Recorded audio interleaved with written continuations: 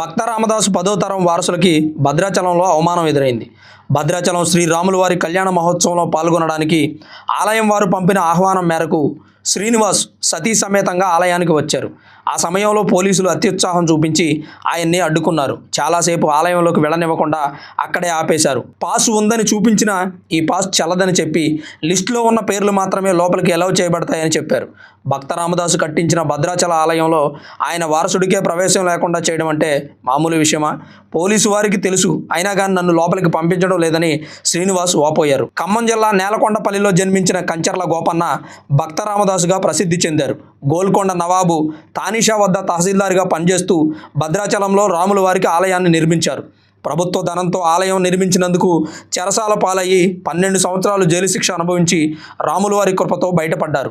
అంతటి ఘన చరిత్ర ఉన్న ఆయన కుటుంబానికి, ఆయన వారసులకి ఆలయంలో ప్రవేశం లేకుండా చేస్తున్నారంటే ఏమనాలి? తర్వాత పంపించి ఉండొచ్చు, కానీ ఆయన్ని అవమానించిన విధానం ఏమాత్రం సరైంది కాదు.